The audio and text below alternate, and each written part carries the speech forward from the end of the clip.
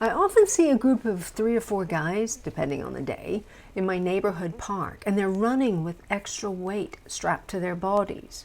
Now, they're training for something, and they're getting quite fit. Lovely, but probably not for most of us. Hiya, Renee Jones here.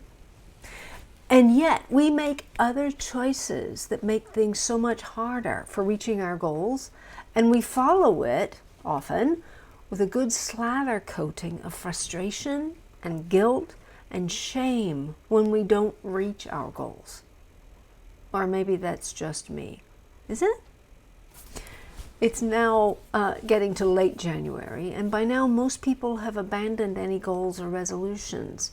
And many no longer bother with them, as setting a goal again and again and not reaching it. It's just kind of depressing. We've failed too many times, and we don't want the thoughts haunting us. Another failure, another disappointment. Like many of you, I bought program after program to address my weight struggle, my self-worth, my ability to be accountable to myself, and the tools to succeed. And I began to wonder what amount I would have to pay to get the results I wanted. Now, honestly, some of it was on me, because I might purchase a program and I didn't really invest myself enough.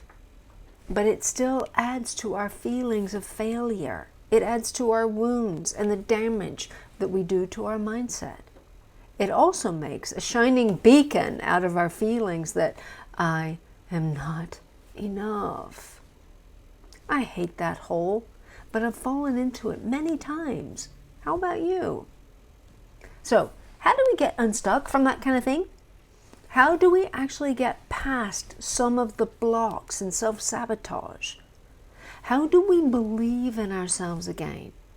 How do we get ourselves to the point that we even want to be unstuck? Because that's sometimes an issue as well, isn't it?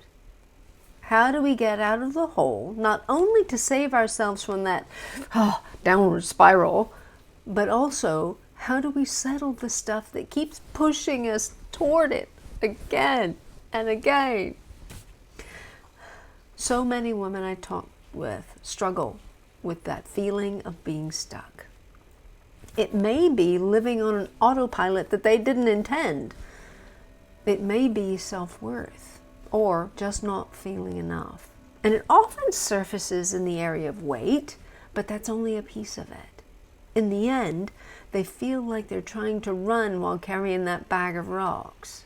They're trying to live the life they've fallen into rather than the one they dreamed of.